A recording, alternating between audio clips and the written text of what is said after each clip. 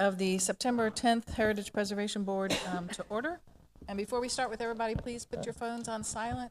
Everybody on the dais as well as in the audience, thank you so much. And what we usually do is just do a quick introduction of everybody on the dais so you know who we are, and then we'll get started. Kim? Kimberly Others, Secretary to the Board. Pat Cornell. Laura Milford. Earl Johnson. Cindy Tarapani. Erica Augello.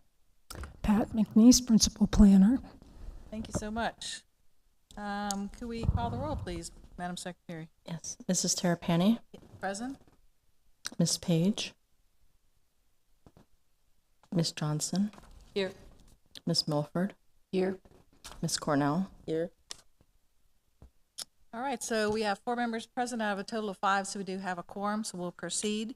Our first item of business is public comments. This is for anything that's not on the agenda. So if you want to speak about something besides the nomination for the cemetery, please come forward. We're happy to hear your comment. If you would come to the dais, please, so we can record it and give us your name and address.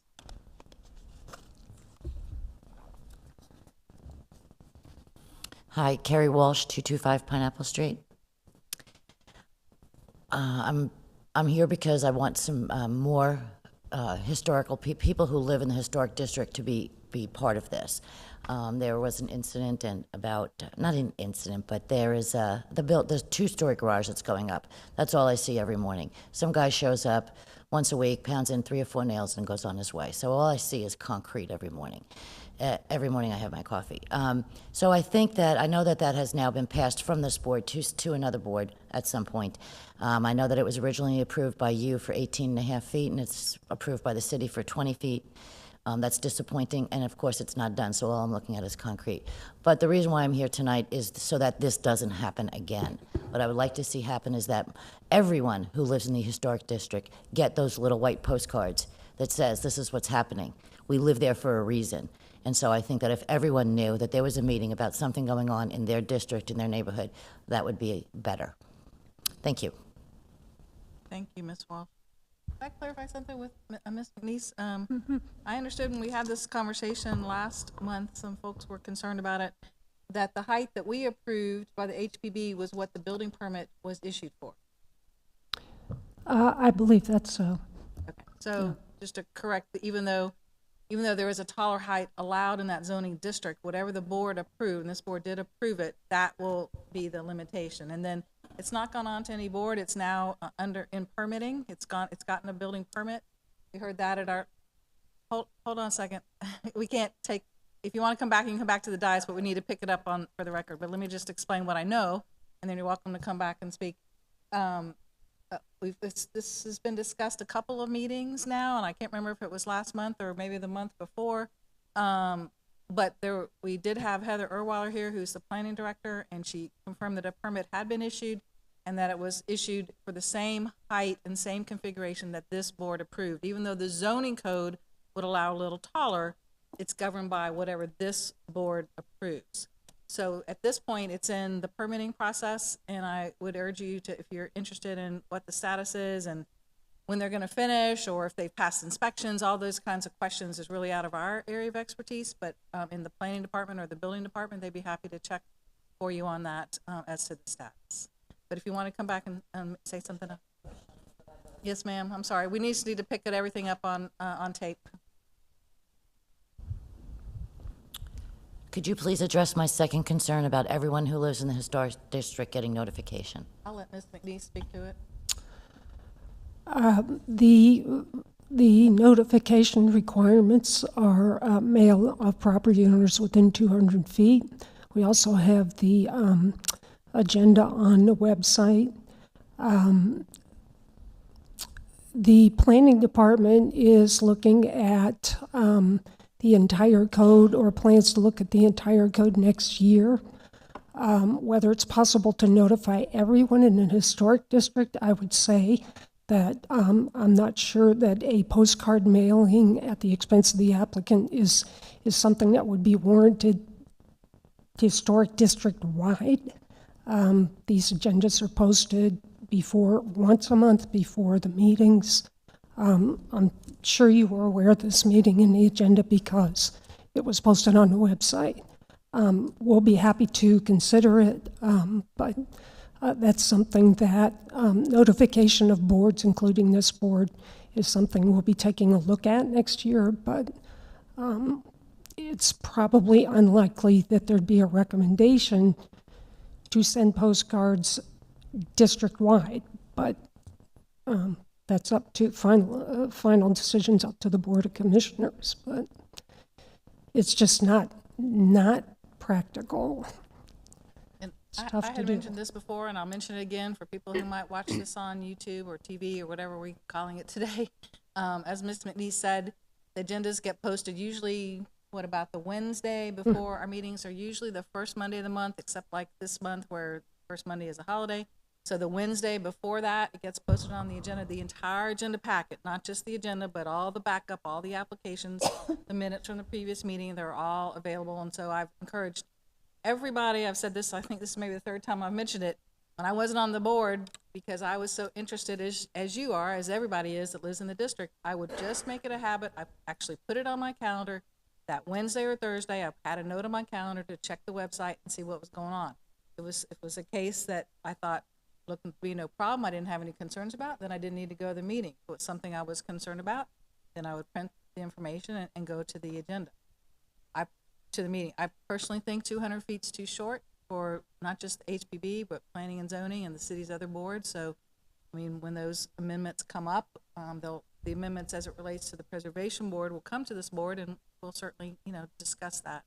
I mean, there's other ways these days with technology to do something besides postcards. You could have a listserv where everybody that wants to get email notice can get an email note. I mean, there's a variety of inexpensive ways. Postcards, even though they're small, it's postage, it's the printing. I mean, it's an effort. Whereas a listserv gets that same information out, and it gets it out quicker with the push of a button. So now that doesn't technically meet the Florida statutes for public notice, but we could do the required public notice one way, and then other people that are interested in another fashion. So, I mean, I'm sure that's something that the staff will be looking at too, is other inexpensive ways to get notice out. So I appreciate the issue. No, I agree with you. Thank you. Other comments that are not on the agenda, not on the agenda item?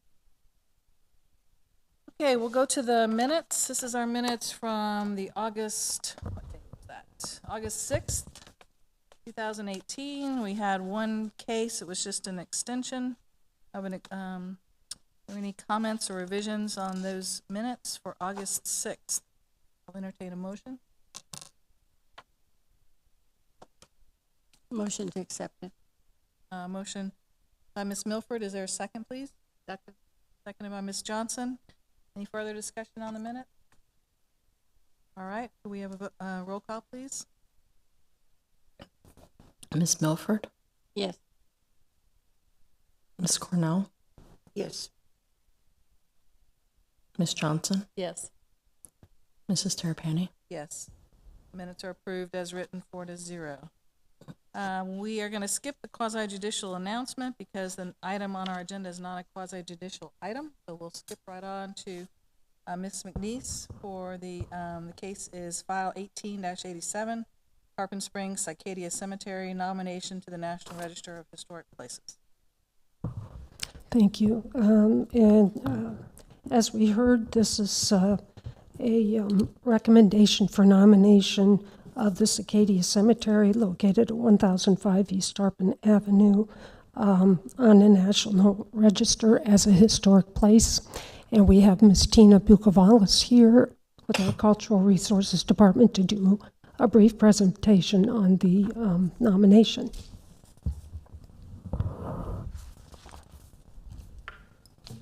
Thank you, and good evening.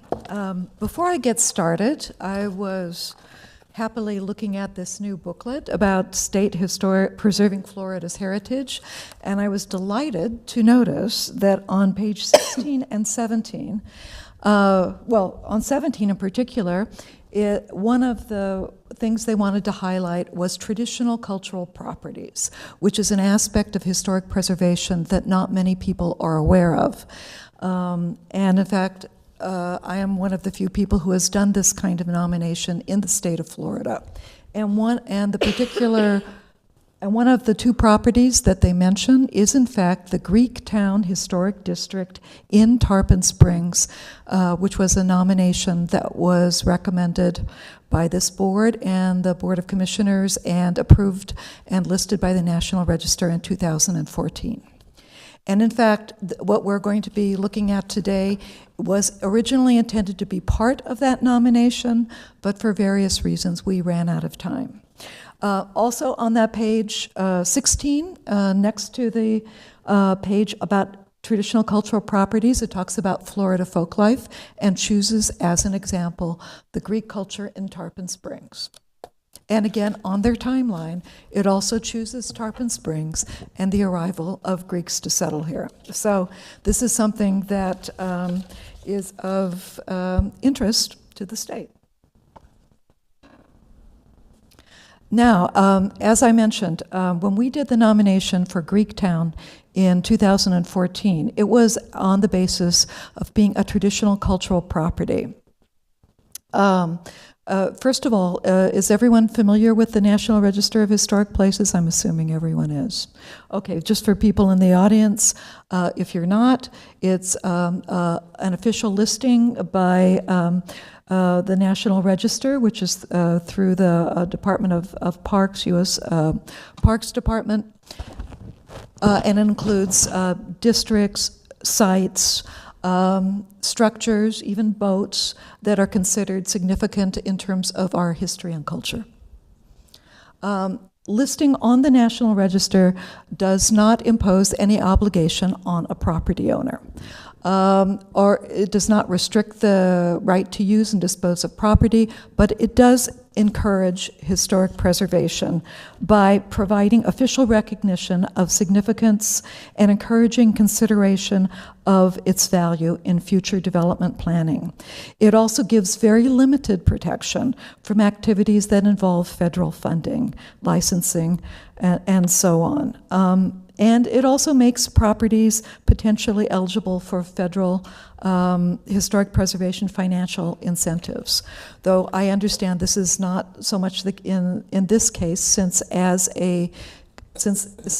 Acadia Cemetery is owned by the city of Tarpon Springs and they are already tax exempt, we don't get any further tax exemptions. So, traditional cultural properties. Are those properties eligible for inclusion in the National Register because of association with cultural practices or beliefs of a living community that are rooted in community history and important in maintaining the continuing cultural identity of the community? And examples that they have listed in the official Bulletin 38 include locations where a community traditionally carries out economic, artistic, or other cultural practices important in maintaining its historical identity. And these are not, for a traditional cultural property, it is not something that's just in the past, but has to be continuing into the present. So this is on the basis of culture and ongoing culture, not simply on historical significance, although that is also important, but it has to be continuing into the present. So now, why would we list Acadia Cemetery as a traditional cultural property rather than a historical, just a historical place? First of all, the National Register has made it known that they don't want to list every cemetery in the country on the National Register. It's just too much. What they're looking for is something unique and distinctive about a cemetery, and that's what Acadia Cemetery has in spades. The most distinctive feature of the cemetery, I'm not saying necessarily the most important, but the most distinctive, is in fact the Greek culture that is apparent in the funeral monuments and in the funeral rituals that take place in the cemetery. Tarpon Springs is, as it states in the state booklet that I just held up, the place in the country that has the highest percentage of Greek residents in the country. Not the greatest number, because obviously we're not New York or San Francisco, but the highest percentage per population. So, what's more, The National Register has also made it known that they want more traditional cultural property nominations.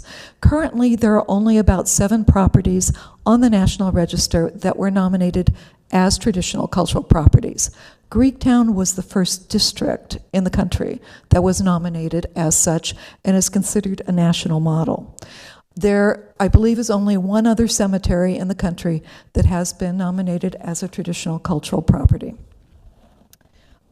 So I just want to, and again, as I mentioned, this is really part of the whole cultural complex of the Greektown area, because it's related to things that go on in the church, which is part of the Greektown area, to the residential area, and so forth. We were going to do it, as I said, as a non-contiguous property, but due to some time limits that the SHPO had at the time she was about to retire, we decided to just go ahead with the nomination of the Central District itself, and this is sort of the finishing touch. You probably all know that Acadia Cemetery is out on East Tarpon Avenue, and I think I heard a question about what does Cicada mean. It's named after cycads are a kind of tree that look like palm trees. Technically, they're not, but there are and were a lot of them there. So, Cicada. I don't know if you can see this very well, but some of the markers that are in the cemetery, actually many of the markers, have some distinctive characteristics. And one of the characteristics is the use of symbols for the sponge industry on the markers. And I'm not including all of them by a long stretch. In fact, Patricia has all of the photos, which she can show around. I have 100-some photos, but there are many, if you can see, with boats, sponge boats on them. The photo in the lower left actually has an engraving of sponge clippers, which is something that you use to process sponges in the sponge warehouse to cut them down to size. On the right-hand side, you also cannot see that well, but it's a picture of a man sitting in front of the cluvas in the sponge exchange. The cluvas are the places, the sort of cells they used to hold the sponges before they were auctioned off within the sponge exchange. And it was important enough in his life to have a picture on his gravestone about that. Here's some more monuments that reflect the sponge industry. The ones the one on the left has an engraving of a diving helmet. The one, as does the laser engraved one on the right. The one in the center and the 3 on the bottom are actual photographs of men in their diving suits that they wanted to have on their grave markers. Here's some other kinds of monuments that reflect different cultural elements. There are many markers, such as the one on the upper left, that have Greek columns on them. The marker in the upper middle is what's called a candle house, which is a kind of thing that's very frequent on markers, not only in Cicada, but all over Greece, where you have a special little house, and we'll see some more modern ones. That's an older handmade one. To put candles in, it's important to have candles there and have them lit because they signify the soul of the dead, and also, that you're honoring the soul of the dead. Often there's also an incense burner in there and maybe pictures. Many markers also reflect not just the regular Western Christian cross, but a Byzantine cross. The marker on the right is a Byzantine cross that has the sort of trefoil on all of the ends of the cross, and you'll frequently see that throughout the cemetery on Greek graves. Sometimes, on many graves, actually, you have recognition of where the person came from. The gravestone on the lower left actually has a map of the island from which he came, and with the places of birth of the man and the woman on it. That's the island of Rhodes. And in the bottom center, you'll see a woman performing a ritual over the grave with incense. Here's some more Byzantine crosses, as you'll see on the graves. And the one on the upper left, again, very hard to see, but the grave toward the right-hand side actually has a candle holder. Now, these are not exclusive to Greek graves, but most Greek graves, especially modern ones, have these kinds of holders because, again, you're supposed to keep the candle lit. The grave next to it has an older kind that's hung from a metal hook. There are also, of course, many graves that have Greek flags and a variety of other paraphernalia. There's also an anchor attached by rope to that Byzantine cross. In addition to people involved in the sponge industry, there's an interesting group of graves that pertain to Greek music.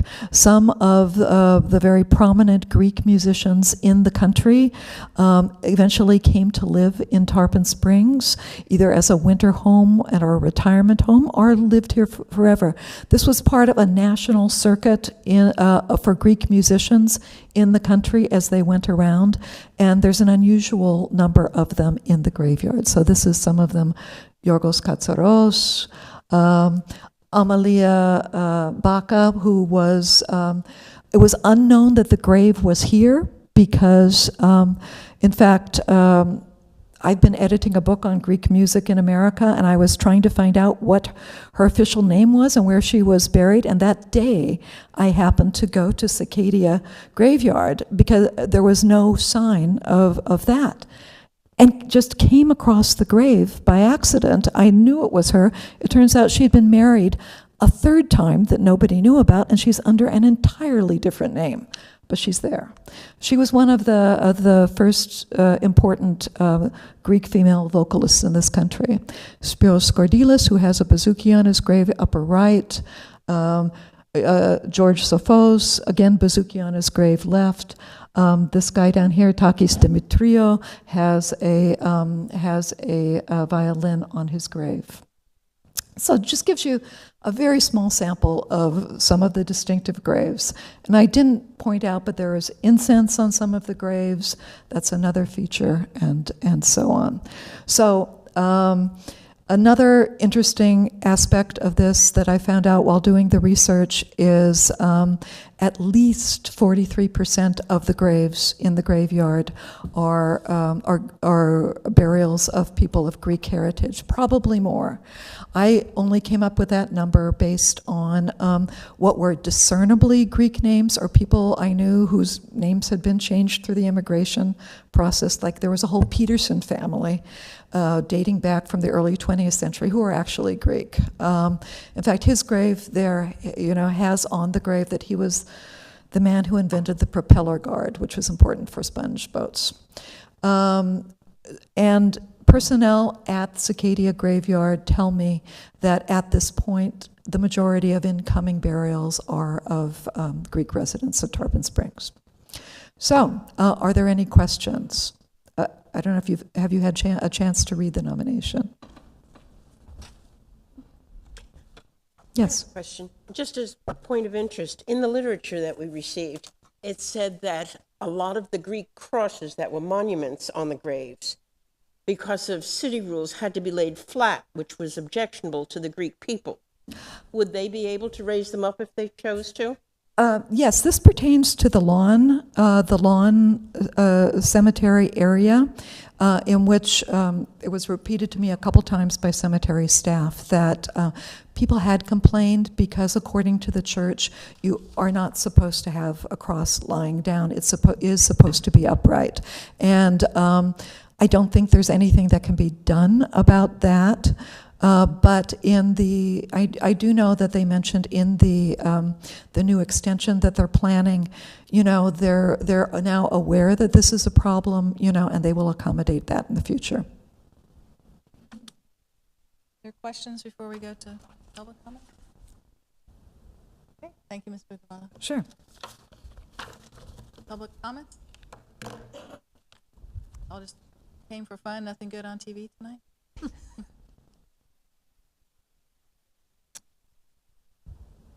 I did have a couple of questions for you, Ms. Bukala, so I was going to let the folks speak first, so I'm not seeing anyone rise, but I had a few questions. What was, you mentioned that you were originally planning to have this as part of the Greektown traditional cultural property, and then it was, didn't quite follow why it wasn't done at that time, or was it going to be a part of it, or two separate applications, or what? It was originally going to be a part of the same application. We were somewhat hurried to finish that up because the SHPO, Barbara Maddock, was getting ready to retire, and she had been, because that district nomination was the first of its kind in the country, we were working a lot together to get the right kind of language, and also in conjunction with the National Register, people who deal with traditional cultural properties. So we wanted to get it in while Barbara was still the SHPO and had been involved in the process. And has the owner of the property, I noticed in the application, we only had the first 2 pages of the application, there was no signature page. Has the owner, the Board of Commissioners, agreed to this nomination? Well, Paul Smith, who is, the public works guy over the cemetery, is very much in favor of it and has sent a memo to us that he is. So has the Board of Commissioners weighed in on it at all? We are scheduled to be on their agenda for the next Board of Commissioners meeting.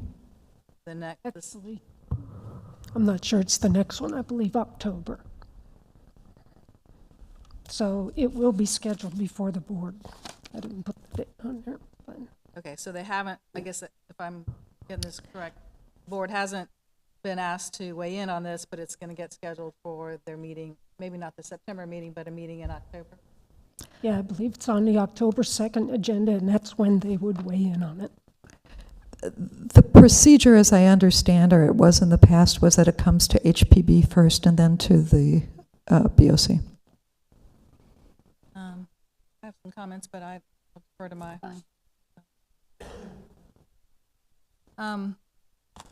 I appreciate what you're doing about the traditional cultural properties, but just in my time in Tarpon, which admittedly is not forever, I lived here 17 years or so, I've been impressed by the town acting and reflecting its diversity, both Anglos, if you want to call them that, whites, blacks, and people of Greek descent, or Greeks that are full Greeks and retain their citizenship as a Greek person.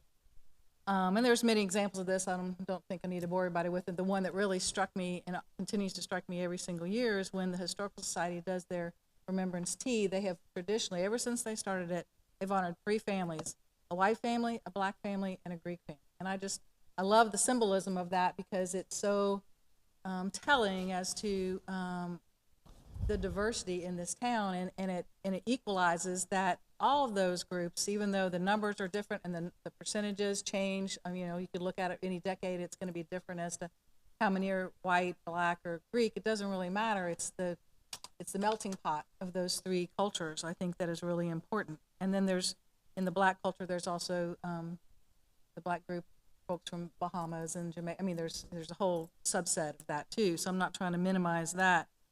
I'm also struck by the fact that for 59 years, according to your report, the at the time it was the Women's Town Improvement Association, now it's the Women's Club, started the cemetery and managed the cemetery until the city took it over.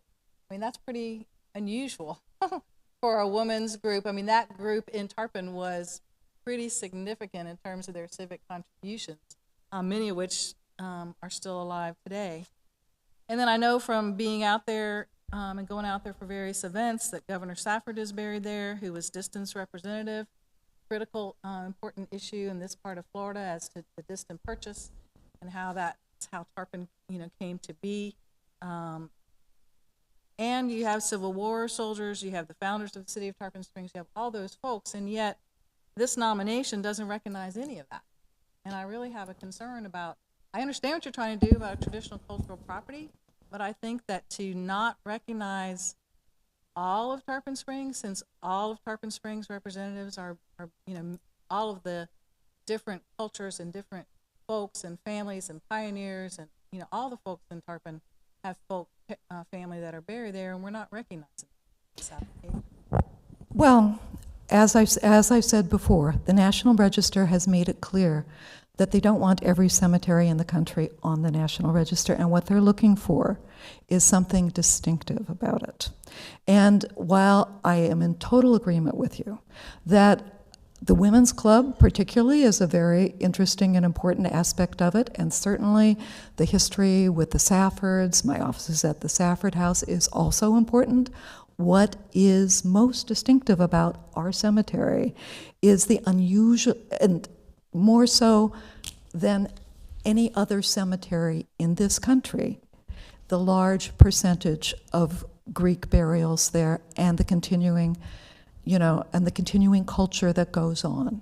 So it's not that it's not that I am trying to disrespect any other group, but this is what makes it the most distinctive, and therefore what would be most likely to get it on the National Register. Once it's on the National Register, almost people are going to know is that it's on the National Register. It will be there.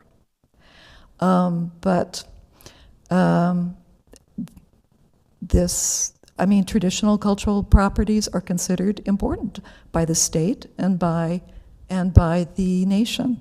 And this is a very interesting traditional cultural property and deserves to be on the National Register. And since the city is the owner and there's no tax benefits and there's not going to be any improvements made, so there's not the local tax deferment, what is the benefit to being on the National Register? The honor. In this case. The honor that it is important and distinctive enough to be on the National Register. That's why most things are put on the National Register, is because they're considered by local people to be important, and that it's an honor to be on there. Last call. Any public comments on this issue? Yes, please. The only way we can record you, because we have to keep a record of the meeting, and that's the only way we can do that. So sorry about that. But your comments are important. We want to be sure we get them. Thank you. Again, this is Carrie Walsh. And regarding Pat Cornell's comment about the grave, the crosses laying down, do I understand it that those crosses will not be allowed back up, whether it's on the National Register or not? I don't think that's, I'll let Ms. Bigwallace answer, but I don't think that whether the crosses move has anything to do with the National Register. I think it has to do with the cemetery operations. Is that, Ms. Bigwallace, you want to comment? I believe I heard that she said the extension they would. I think that's There's pretty... a new section of the cemetery that I understood her to say that the cemetery staff is more willing to have crosses or other things that stand up straight as opposed to, the line. So your earlier flat. question to her about what is the difference? Well, how will we benefit? It's just the honor. And so how we run that cemetery has nothing to do with being on the register or not. Correct. That's my question. Correct. Thank you. I mean, that's my understanding. I'd defer to, or you'd like to. No, it's still entirely up to the city, how the cemetery is maintained, and they're doing a good job, and that was right. The being on the register has nothing to do with the crosses lying down or anything. It's on the register as it is. Thank you. Okay, this is the last chance. Just for the record, I cannot support the application. I don't think that it's right to leave out significant portions of our community and significant people that are buried there and significant events that are associated with town, not least of which the ones that I mentioned, the management by a women's organization, which I found really interesting, the Safford, the Distant Connection, the Civil War soldiers, the founders of the city, and members whose families, Black, white, and Greek, are all buried there. So I cannot support an application that focuses solely on one group, but I'm only one. I have a question about that. Being on the National Registry, the Tarpon Springs can still promote those that you're referencing to, even if this is on the National Registry, correct or not? They could promote it. Sure, I mean, they can, In the literature brochures, we're on the National Registry, and these people are also in that cemetery? I would think so. In the Historical Society, at least they have been doing it. I don't know if they're still doing it. They used for years they did an annual tour at the cemetery, and it was a really interesting event. And they had people, family members, impersonate, one of their family members that was buried there, and so you just learned a huge amount about the history. I'm hoping they're still doing that. I'm not sure, but it is. I mean, there are those kinds of events and others That would promote. all the history. Okay. May I make a comment? Sure. I also did a nomination for Rose Hill Cemetery. Did anyone have a problem with that? I wasn't here when that came forward, so I can't. And I wasn't here Didn't either. have it, so I don't know. And was that, Yes, it's on the National successful? Register. Just a piece of information for everybody. And yes, you can. Once it's on the National Register, frankly, not very many people go and read the whole document once it's up there. There will simply be a sign that says this property is on the National Register. And you can promote it any way you want. And we've discussed this with the cemetery personnel. And again, they are in favor of it. Okay, any other board comments? Or we'll entertain a motion. And just to clarify, today on this application for the National Register, we're operating in our role as a certified local government. We're recommending on a National Register nomination, not a local district. So it's a little different. It's not a specific CA like we're used to looking at. So it's a little different. That's why it's not quasi-judicial, but we still, as the CLG and as the Preservation Board, are obligated to make a recommendation that when this goes on, if this does go on to the National Register, it's included in that package, as well as the owner's consent, which would be the city, county, etc.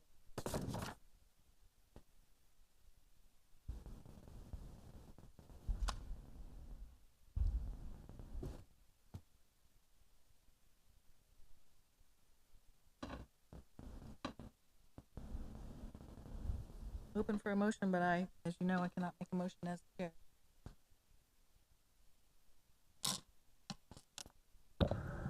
Ms. Chairwoman, you can pass the gavel if you'd like to make a motion.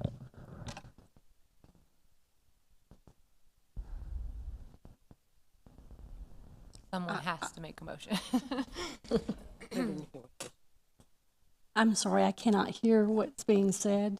Which Mr. Agallo said that I could pass the gavel and then make a motion, but I don't really see the need to do that. There's 3 other members of you that can make a motion, and then we'll vote and move the application along. I make a motion to put it on the historical. I vote for it. Okay, we have a motion to recommend putting it on the National Register. Is there a second? I'll second that. Seconded by Ms. Cornwell. Any further discussion? Further discussion by the board? Roll call, please. Ms. Cornell? I can't hear you. She didn't I'm hear what you voting. said. I'm sorry. I said, is there any further we have a motion on the floor to recommend this nomination to the National Register. Is there any further discussion by the board? No. Okay, if not, then I'll have our secretary call the roll. Ms. Cornell? I approve. Ms. Milford? Yes. Ms. Johnson? Yes. Mrs. Terrapini? No. I'll just remind you guys to look in the CLG bulletin about the notice that's required. There's a different kind of notice than your normal applications for, notice to the National Register as a CLG. Okay. Thank you. Take a look at that, please. And I'm sorry, let's see, we have staff comments.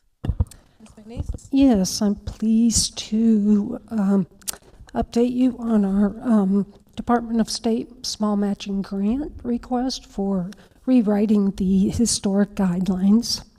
And we are ranked, well, overall in the panel ranking, we came out number 13 out of 60. Out of 60, 60? Yeah, Oh, wow, that's good. applications. We came out third in the federal funding. So we got a portion of money. We asked for $50,000 total, $18,250 from federal. That's guaranteed. We came out 11th on the state list. That will be part of the proposed Department of State budget. that will go to the legislature, and we will know once the governor signs the budget whether we got the remaining 32,000, whatever that comes out to. It's pretty assured that we will get it. The state asks for a recurring 1.5 million every year in this. They always ask for the full amount. This time, this year, the full amount of all the recommended projects is 2.2 million, but we're with a net first 400,000, so we should be able to get it. And if we do, we'll execute a grant agreement in July 2019, and we'll have to finish the project by the following June 30th, the state's fiscal year of 2020. So I hopefully we can, be pretty assured of funding, but we'll let you know next spring for sure. So, for sure, we have $18,000 out of the federal allotment. And then the Yes. balance would come out of the state that would go to the legislature like they do every single year. But you're saying that our project was ranked in the first third of the $1.5 million that they normally allocate. So Yes. the staff feels pretty secure that even if they cut it down to 500,000, we would still get funding. Yes. But hopefully they would fund all the projects. Yeah, hopefully. They have done that in the past, according to the staff at Department of State. So, yeah. Are we allowed to issue the RFP for a consultant before you get the grant agreement? We are allowed to prepare the documents, but we aren't allowed to actually advertise it until we have a grant agreement. Yeah. Could I suggest that when we have light agendas, tonight we only had one case, for example, that maybe we talk a little bit about the process of how we're going to, what we were expecting that consultant to do, because clearly we all know that there's a whole bunch of ways the consultant could write this thing. They could just sit in their office and write a design guidelines and dump it on us at the end, and I think we'd all be pretty unhappy about that because we all have specific issues in the design guidelines that aren't working or too vague or too specific or too whatever. So could we, if next month, do you have a lot of cases for October? Next month so far, I think we have 2. Yeah. Well, I don't want to overburden us and make for a long meeting, but if we could talk about it maybe a little bit at each meeting and sort of start talking about what kind of public process we want to have to get people involved. Like the lady was here earlier, and how do we get people involved? How do we get the information out? I mean, clearly that issue about a taller secondary structure, accessory structure or something, I think we're all going to need to deal with. So, and that's not the only issue. We've all had other things that, roofs how we treat roofs are kind of unclear in the code. So we feel our way. Signage is very vague in the code. So anyway, that's just my suggestion. If the board would like to. I agree with that. I don't want us to stay here till 9:30 or 10 o'clock at night, but I think if we do a little bit every meeting, then we'll be ready to go. And worst case, if the state doesn't approve the grant, then we'll go to the Board of Commissioners and get them to fund it. So, Okay. which I think there'll probably be an interest by the board to do some level of updates. It's pretty old. Yeah. Yeah, that would be great. We can come up with something, and I think it would be great to have. I mean, if you guys have kind of a working list of things or pet peeves or anything. I mean, it's one of our reasons we got it is 20 years. It'll be 20 years old next year. Wow. And it'd be great for the consultant to start with some of the board. Instead of having to meet with you once they start from ground zero. I think that's a great idea. So we'll structure something on the agenda for you to start doing. Right, and I would, because I want to deal with, I think we all want to deal with our applicants first. So let's put it at the end of the agenda. And if for some reason a meeting goes really long on applications, then we'll postpone it. But if we do have 20, 25, some little bit of time every time, start to knock it off. But that's a good point. I like your idea of the list of pet peeves. So start jotting those down or tab the page in the design guidelines that you don't like, and we'll start dealing with that. Because a year to get it done is, honestly kind of tight. It is. So by the time you issue the RFP, pick the consultant, and then they start working, so we can be, start to hit the ground running that. Okay. Anything else? Nothing. Scott? Thanks. I agree with you. I know, did everybody notice the street signs going up? They're really good. They're nice. Really nice. So convey that back to all the folks that work on it. I think Karen Lemons worked on it. I know the city, public works folks apparently made the signs, and they're distinctive. Look. Okay.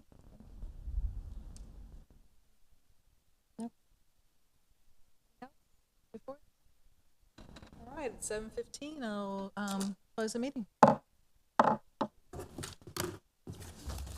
Adjourn. That's the right word.